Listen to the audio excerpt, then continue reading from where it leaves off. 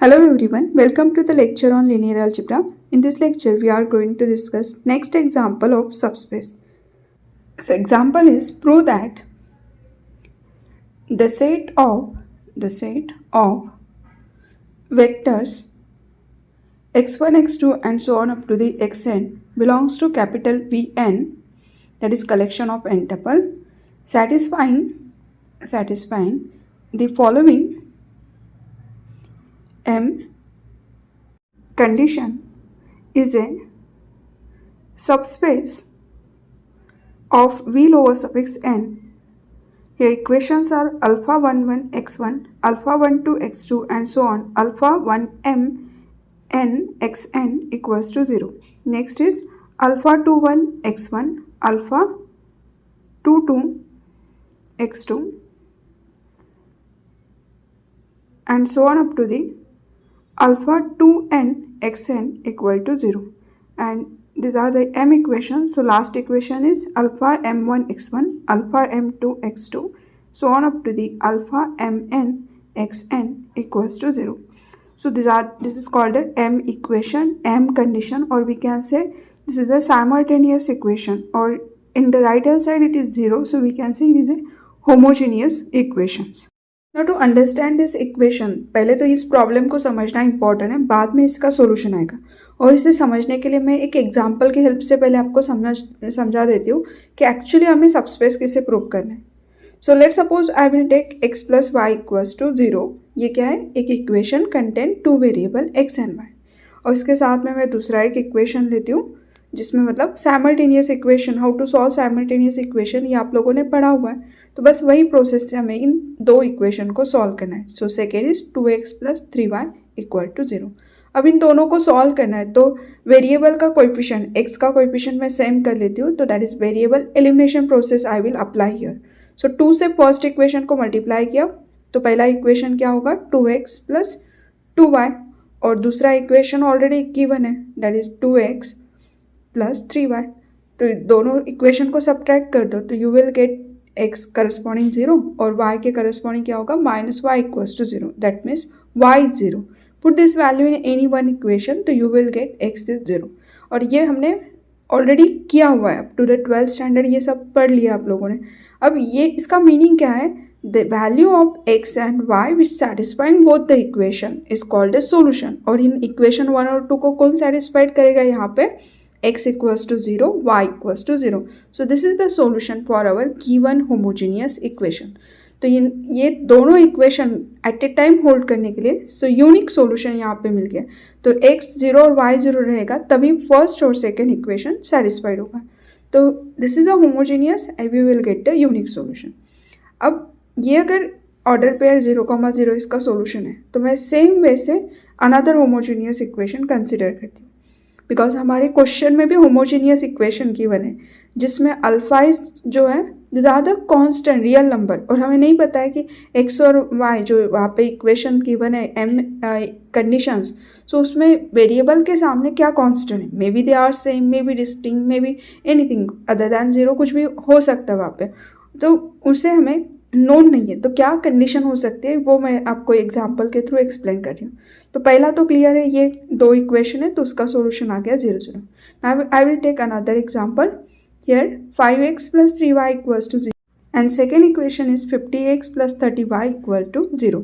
अब इन दोनों इक्वेशन को सॉल्व करो. अब क्या होगा? वेरिएबल का कोएफिशिएंट सेम करोगे, पहले इक्वेशन को 10 से मल्टीप्लाई करो तो एग्जैक्टली सेकेंड इक्वेशन आएगा.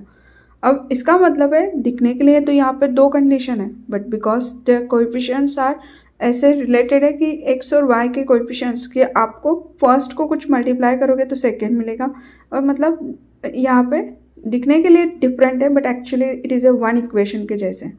सो ये 10 से मल्टीप्लाई करके देखो फर्स्ट को तो क्या मिल गया? Second equation. So first equation को 10 से मल्टीप्लाई किए तो you will get the second equation. That means यहाँ पे एक ही इक्वेशन है और one equation contain to unknown, तो यहाँ पे x और y दो अननोन वेरिएबल है और एक ही इक्वेशन गिवन है, तो इसको कितने सॉल्यूशन आएंगे? There are infinite solution.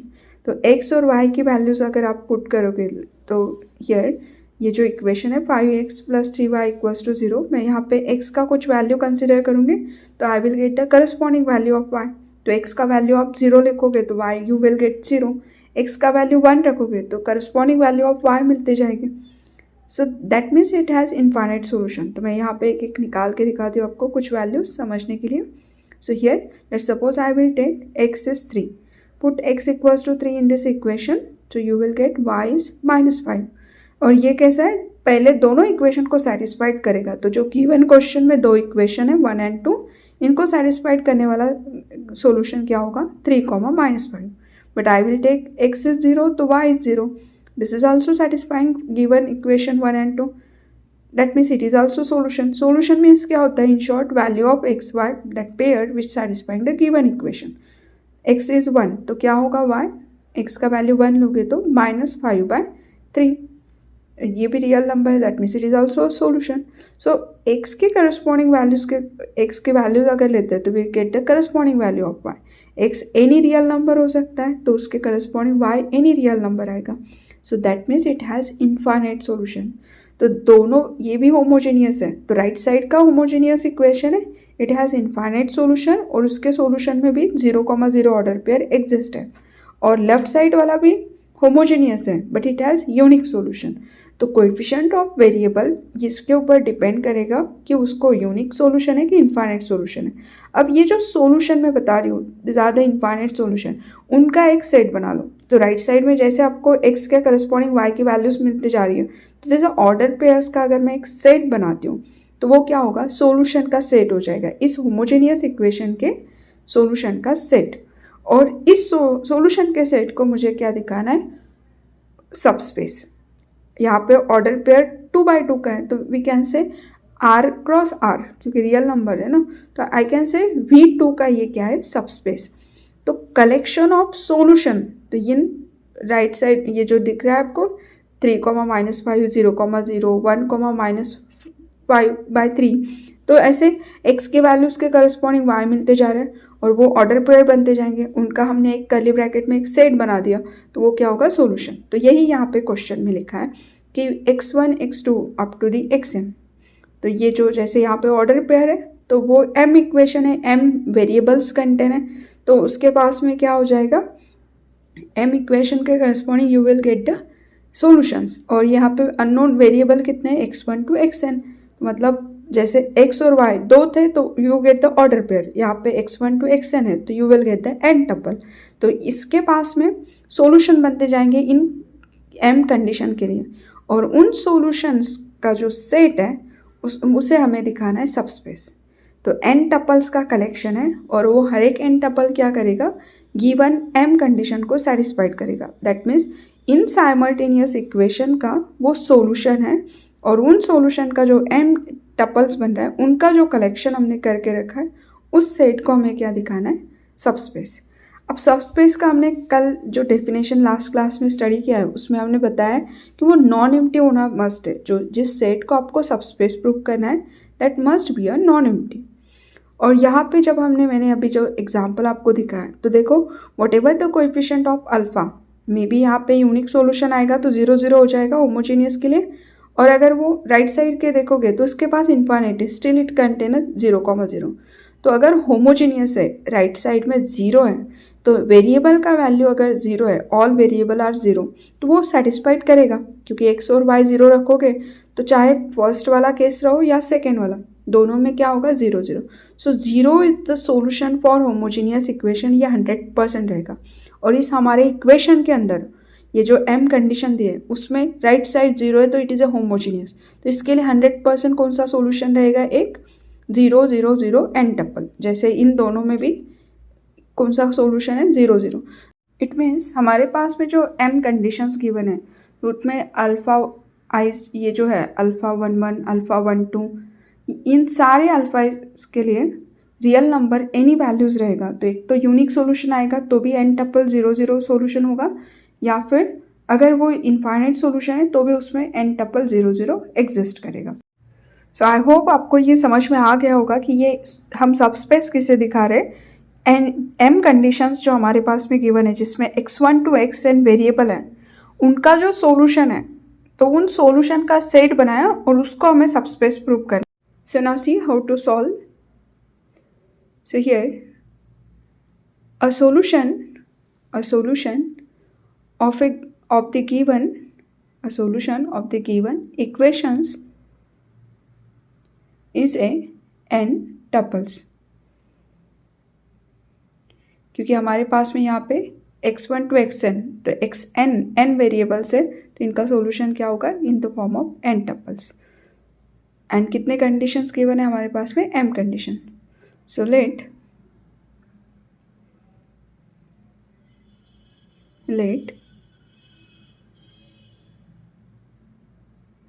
S be the set of solutions here। जैसे इसका ये जो राइट साइड में एग्जाम्पल सॉल्व किया था उसको कैसे डिफरेंट सॉल्यूशन आएंगे, तो उन सॉल्यूशन का हमने क्या किया, एक सेट बनाया जिसको हम नाम दे रहे हैं S। And this S is a subset of Vn, क्योंकि S is a collection of solution, और सॉल्यूशन कैसे इन the form of n tuple, और n टपल्स, पूरे n टपल्स का कलेक्शन किस में करके रखा है हमने, Vn के अंदर। तो मतलब S is a subset of Vn is a collection of all n tuple, और उनमें से जो सॉल्यूशन बन रहा है हमारे साइमल्टेनियस इक्वेशन का, उसका जो कलेक्शन करके रखा है उसको हमने S नाम दिया है। तो ultimately S also contain n tuple which is, जो सॉल्यूशन S के अंदर आ रहे हैं वो कहाँ से आने वाले, Vn के अंदर से। तो obviously S is a subset of Vn। और इन होमोजेनियस इक्वेशन के लिए एक सॉल्यूशन तो हमेशा रहता है, वो कौन सा होता है, इट इज़ ए 0 0 0। तो हमने अभी एग्जाम्पल में भी देख लिया था कि अगर होमोजेनियस है तो उसको क्या होता है, एक सॉल्यूशन तो ऑलवेज रहता है, that is 0, because all variable you can take 0। तो left hand side equals to right hand side होने वाला है, हर एक equation m equation right side is 0। So left hand side में वेरिएबल का वैल्यू 0, तो it satisfied the equation. That means इसे एक सॉल्यूशन रहेगा जो कि I will write it is 0 equals to 0 0 0 n tuple, and it is belongs to S because it is a solution of our equation. So we can say S कैसे हो गया, non empty subset of Vn। तो subspace के लिए जो condition होता है non empty होना, तो यहाँ पे होल्ड हो रहा है, तो S is a non empty and it is a subset of Vn also. Now as per our theorem, हमने थ्योरम के अंदर क्या स्टडी किया है, अगर सबस्पेस दिखाना है तो S सेट के दो वेक्टर उनका एडिशन भी उसी में जाना चाहिए, और स्केलर मल्टीप्लिकेशन। हियर थ्योरम के अंदर alpha u belongs to u and u plus v is also belongs to u। तो इसके लिए I will take two element from our set S। So I will take u and v belong to set S। S contain solution and that solution in the form of n tuple। so u और v भी कैसे हो गए, in the form of n tuple। तो भले यहाँ पे u v single element दिख रहा है, but it is in the form of n tuple। तो I will take u is x1 x2 and so on up to the xn, and v is y1 y2 and so on up to the yn। और ये s में जा रहा है, मतलब given m equation को ये दोनों भी क्या करेंगे, सेटिस्फाइड करेंगे। दैट मीन्स जो हमारा गिवन इक्वेशन है m कंडीशंस, इसके जगह पे अगर y लिखोगे तो भी राइट इक्वल्स टू लेफ्ट होगा। तो ये y1 y2 is also solution of our m simultaneous equation.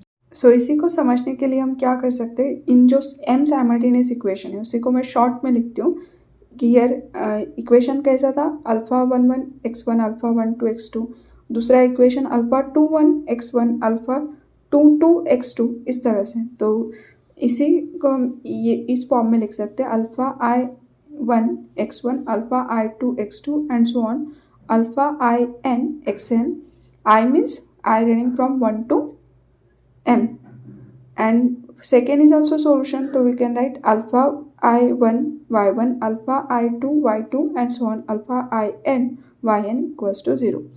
ये दोनों कहाँ से आ रहे हैं, because u and v are element of S, so it is a solution of our simultaneous equation।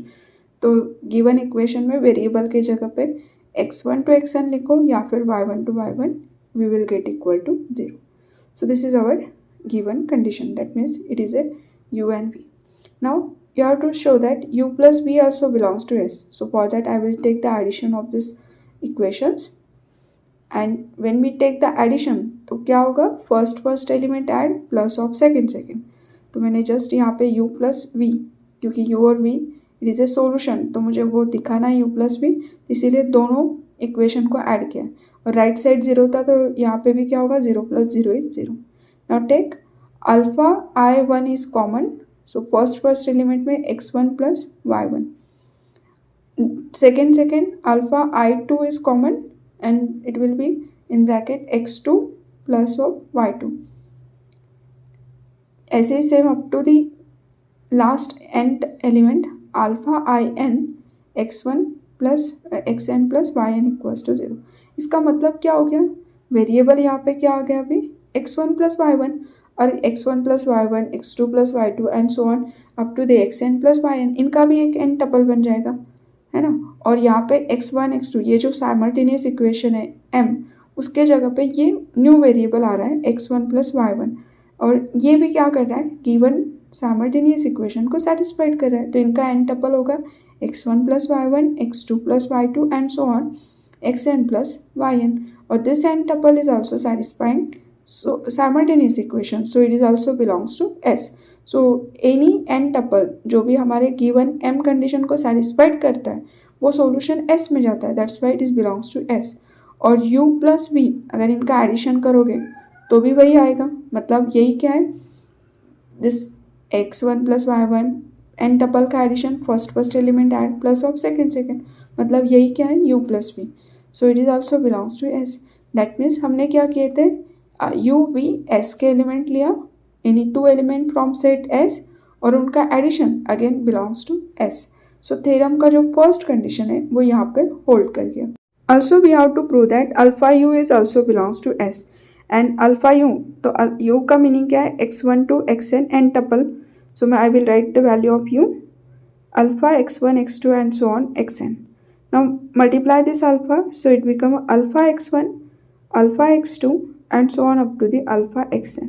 अब ये भी सॉल्यूशन है गिवन साइमल्टेनियस इक्वेशन का. ये दिखाने के लिए I will right instead of in given simultaneous equation, ये जो एक्सरसाइज है उसके जगह पे ये लिख देंगे alpha x1 alpha x2 and so on और प्रूव करके दिखेंगे कि इक्वल टू 0 आता है. So for that I will take alpha I1 into alpha x1 alpha I2 alpha x2 and so on up to the alpha In into alpha xn. तो just हमने given equation में ये new variables को put up किया. अब now ये alpha का एक ब्रैकेट में लिख देंगे, तो alpha I1 into alpha x1 plus alpha I2 alpha outside x2 and so on up to the alpha In into alpha xn. और यहाँ पे अल्फा जितने भी है ये सारे के सारे फील्ड के एलिमेंट, तो प्रोडक्ट भी फील्ड में जाएगा. तो ये लीनियर कॉम्बिनेशन जो है जिसमें प्रोडक्ट ये फील्ड के एलिमेंट इसमें आ रहा है, तो बाय गिवन कंडीशन ये क्या हो जाएगा 0, क्योंकि इक्वेशन ये यहाँ पे ऑलरेडी लिखा हुआ है गिवन में, it is a homogeneous equation. तो राइट साइड क्या आएगा 0 और अल्फा इस फील्ड का एलिमेंट होना चाहिए, तो यहाँ पे अल्फा इज इंटू अल्फा भी फील्ड का element, that's why it is 0. So in short ये अगर 0 आ रहा है तो इसका मतलब है अल्फा यू क्या है, ये n tuple alpha u, it is a solution of homogeneous equation. और हर एक सॉल्यूशन किस में जाता है, S के अंदर. So alpha u is a n tuple, it is satisfying the homogeneous equation given condition, this m condition satisfying by alpha u, so it is element of S. So alpha u belongs to S. For all alpha is belongs to field, u belongs to capital S. So both conditions are satisfying, hence our S is a subspace. तो जो solution का set है, it is a subspace of Vn. Hence we get the proof. Thank you. Like, share, subscribe.